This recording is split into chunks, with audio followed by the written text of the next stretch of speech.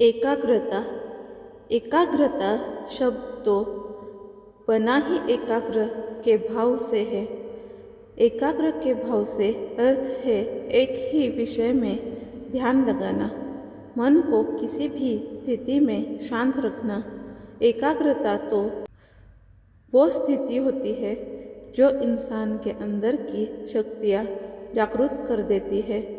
अब यदि आप अपना विषय ही बदल रहे हैं या फिर आपको अपने लक्ष्य की तरफ पहुंच पाने का विश्वास नहीं है तो आप एकाग्र नहीं है। जब सीता जी को ढूंढने के लिए हनुमान जी को सागर पार करना था, उस समय एक श्राप के कारण वो अपनी शक्तियाँ भूल गए थे। उन्हें स्वयं पर विश्वास नहीं था कि वो समुंदर पार कर लेंगे। उनका लक्ष्य था सीता जी को ढूंढना, लेकिन मन में उस श्राप का ख्याल और स्वयं पर विश्वास न होने के कारण उन्होंने जाने से इनकार कर दिया। वही समय था जब उनके साथियों ने उन्हें शांत मन से बैठकर अपनी शक्तियों को याद करने को कहा। कई ख्यालों के भंवर में शक्तियों को दोबारा याद कर पाना आसान न था, लेकिन उन्होंने मन को एकाग्र किया और सब ख्यालों को अलग करते हुए अपनी शक्तियों को पाने में सफल हुए। इसी तरह हमारे मन में भी ख्यालों का एक उलझा हुआ जाल होता है, जिसे सुलझाने पर ही हम एकाग्र होते हैं। कैसे सुलझाया जाए इन उलझे हुए ख्यालों को, आइए जानते हैं एकाग्रता बढ़ाने के कुछ आसान उपाय। एकाग्रता मंत्र। किताबें पढ़िए।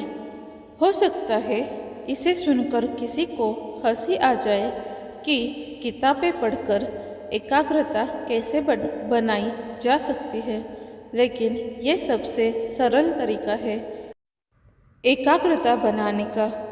जब हम किसी चीज़ को बार बार पढ़ते हैं तो वो हमें आसानी से याद हो जाती है और पढ़ने के दौरान किताब को दिया गया समय हमारी एकाग्रता को बढ़ाता है।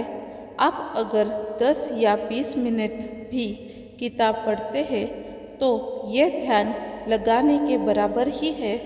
इसे अपनी आदत का एक हिस्सा बनाएं।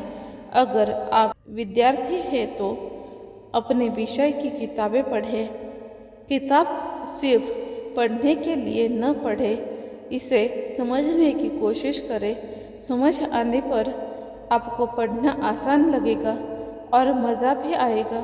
पढ़ते समय अगर आपको समझने में कुछ समस्या आती है तो हिम्मत मत हारिए, बस ये पंक्तियाँ दोहराए, मैं समझ सकता हूँ, और उसके बाद आप कुछ भी कर सकते हैं। यदि आप कोई अन्य कार्य करते हैं तो अपनी दिनचर्या में किताब पढ़ने का समय ज़रूर तय करें। एकाग्रता के लिए योग ध्यान लगाएं। ध्यान लगाने से मन एक जगह केंद्रित रहता है और नियमित तौर पर ऐसा करने से जब मन अच्छी तरह केंद्रित होने लग जाता है तो इसी स्थिति को एकाग्रता कहते हैं। बड़े बड़े खिलाड़ी भी अपनी एकाग्रता बनाने के लिए ध्यान लगाते हैं। जूडो, कराटे और मार्शल आर्ट्स में तो ध्यान लगाना भी प्रशिक्षण का ही एक हिस्सा होता है। अक्सर कई लोग ध्यान लगाना इसलिए छोड़ देते हैं कि ध्यान के दौरान भी उनके दिमाग में सांसारिक विचार चलते रहते हैं। लेकिन अगर आप मिट्टी लगे हीरे को धोएंगे तो पहले उसमें से मिट्टी ही साफ होगी, उसके बाद ही हीरा साफ होगा। इसी तरह मन में आने वाले ख्यालों को आने दीजिए। असल में तो वो आपके मन से बाहर निकल रहे हैं। इनके बाहर निकलने के बाद आपको मानसिक तौर पे शांति का अनुभव भी होगा और आप अपनी एकाग्रता शक्ति को पहले से मजबूत पाएंगे। एकाग्रता के लिए व्यायाम करने से काफ़ी हद तक मानसिक तनाव कम होता है। तनाव कम होने से मन को शांति प्राप्त होती है और यदि आप नियमित रूप से व्यायाम करते हैं तो आपकी ज़िंदगी काफ़ी खुशनुमा होगी। व्यायाम सिर्फ शरीर को ही तंदुरुस्त नहीं रखता। व्यायाम के दौरान हमारा ध्यान हमारी क्रियाओं पर केंद्रित रहता है और इस तरह व्यायाम करना हमारी एकाग्रता को बढ़ाता है। जो करना है उसे किसी भी हालत में करिए। यदि आपको कोई ऐसा काम मिला है जो आपको पसंद नहीं और करना ही पड़ेगा तो उसे जल्दी और पहले ख़त्म कीजिए। ये कैसे हो सकता है, यही सोच रहे हैं ना आप? क्यों नहीं हो सकता? जब भी ऐसा कोई काम आपको मिलता है और वो आपको करना ही पड़ेगा तो उस काम में देरी करने से वो आपको मानसिक परेशानी दे सकता है। वह आपके मन में एक अलार्म की तरह बजता रहेगा और आप मानसिक तनाव के शिकार भी हो सकते हैं। और यदि ऐसे समय में आप उससे पहले और कोई काम करते हैं तो उस पर भी गलत प्रभाव पड़ सकता है। तब आप बाद में होने वाले नुकसानों के बारे में सोचकर उस काम को पहले ही आसानी से ख़त्म कर सकते हैं, क्योंकि आप ये नहीं चाहेंगे कि आपको बाद में किसी परेशानी का सामना करना पड़े। ऐसे समय में उस उबाऊ काम को पहले कर लेने से आप में विश्वास आ जाता है कि आप कुछ भी कर सकते हैं और फिर आपके मन को मिल जाती है एकाग्रता की शक्ति। तो आप भविष्य में ऐसे कई काम आप चुटकियों में कर सकते हैं। इनमें से कोई एक तरीका भी अपनाने पर आप पाएंगे कि आपकी एकाग्रता शक्ति बढ़ रही है। इस तरह आप जब अपने लक्ष्य की प्राप्ति के लिए एकाग्रित हो जाएंगे तो आप उसे अवश्य प्राप्त कर लेंगे। आपका मन अपने लक्ष्य से कभी नहीं भटकेगा। एकाग्रता मंत्र कहानी। रिद्धिमा बहुत ही धार्मिक प्रवृत्ति की लड़की थी। पढ़ने में अच्छी थी और घर के सारे कामकाज भी अच्छे से कर लेती थी। आमतौर पर लड़कियों की माँ के साथ खूब बनती है, लेकिन रिद्धिमा की अपने पापा के साथ बनती थी। उसे जब भी कोई भी परेशानी होती या कोई खुशी की बात बतानी होती तो वो अपने पापा को ही पहले बताती थी। वो हर सुबह उठकर नहा धोकर वह सबसे पहले घर के पास वाले मंदिर जाती और कुछ देर बैठकर वही पाठ पूजा करती। उसके बाद स्कूल जाती, लेकिन पिछले कुछ दिनों से वह जब भी मंदिर जाती तो वहाँ बैठी औरतें आपस में सबकी चुगली किया करती, जिसकी आवाज़ रिद्धिमा के कानों में पड़ती और उसकी एकाग्रता भंग होने के साथ साथ ध्यान पाठ पूजा से हट जाता। इसी तरह 2-3 दिन बीते और सुबह सुबह ही ये घटना हो जाने के कारण उसका सारा दिन बेकार सा जाने लगा। उसके चेहरे पर उदासी देख एक दिन उसके पिता ने उससे पूछा, क्या बात है रिद्धिमा, आजकल तुम बहुत उदास सी नज़र आती हो। क्या बताऊँ पापा, पिछले कुछ दिनों से मैं जब भी मंदिर जाती हूँ वहाँ पड़ोस की 2 औरतें बैठकर सबकी चुगली करती है और मेरा ध्यान पूजा से भटक जाता है। बस इतनी सी बात। कल सुबह तुम मंदिर जाने से पहले मुझे मिलकर जाना, लेकिन सुबह आप क्या करेंगे पापा? ये तो सुबह ही पता चलेगा। इसके बाद अगली सुबह हुई। रिधिमा मंदिर जाने के लिए तैयार थी। पापा के कहे अनुसार सुबह जाने से पहले वो उनसे मिली। उसके पापा ने एक कागज़ के टुकड़े पर ओम लिखा और उसकी पूजा की थाली में रखते हुए कहा, इस कागज़ के ऊपर कोई और चीज़ मत रखना और ध्यान रखना ये कागज़ थाली में से उड़कर कहीं और न जाए।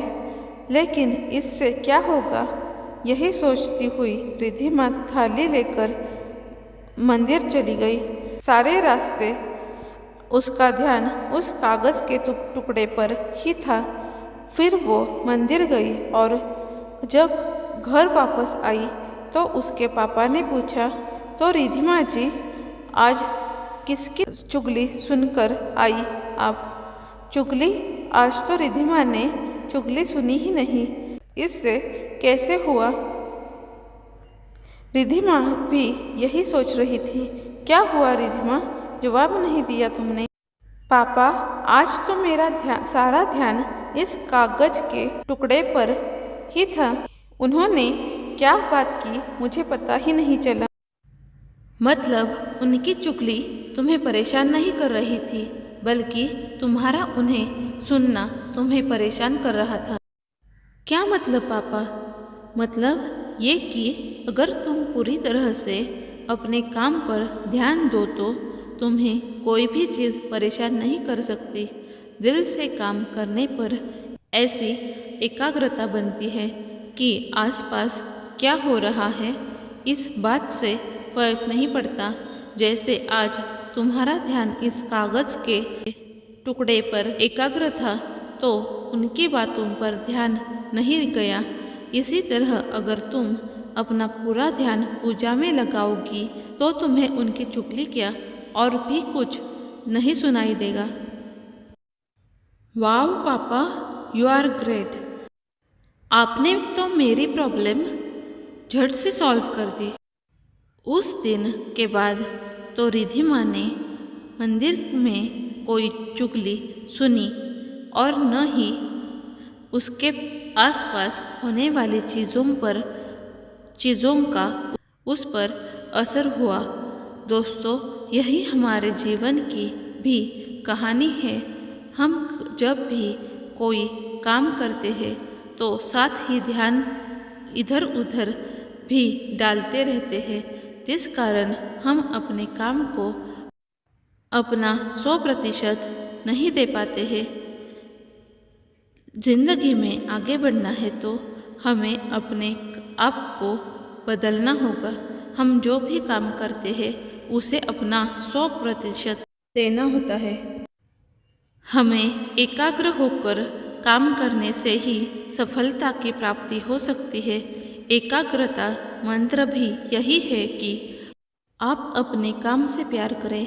यदि आप अपने काम को प्रेम करते हैं तो आपको दुनिया की कोई भी ताकत सफलता प्राप्त करने से नहीं रोक सकती। एकाग्रता मंत्र कहानी आपको कैसी लगी? एकाग्रता कैसे बढ़ाए? हम में से कई लोग इस समस्या से जूझते हैं कि वो अपना लक्ष्य तो प्राप्त करना चाहते हैं, लेकिन वो एकाग्र होकर अपने लक्ष्य की तरफ बढ़ नहीं पाते। कभी उनको अपना लक्ष्य दूर लगता है और वो अपना लक्ष्य ही बदल लेते हैं, या फिर उन्हें कोई और आदमी मिलता है और आकर कहता है कि देखो मैं ये कर रहा हूँ, तुम भी यही करो। जो तुम कर रहे हो वो बहुत मुश्किल है और उससे तुम्हें कुछ हासिल नहीं होने वाला। पढ़ने वाले छात्रों के साथ अक्सर ऐसा ही होता है कि उन्हें मिलने वाले मित्र उनसे कहते हैं कि वो ये कोर्स छोड़कर कोई और ज्वाइन कर ले, और ताज्जुब की तो ये है कि ज़्यादातर लोग उनकी बातों में आकर अपना लक्ष्य बदल भी लेते हैं। ऐसी ही नई नई बातें सुनकर आपकी लाइफ चेंज हो जाएंगी। इसीलिए प्लीज़ मेरे चैनल को लाइक कीजिए, शेयर कीजिए और सब्सक्राइब कीजिए। Thank you.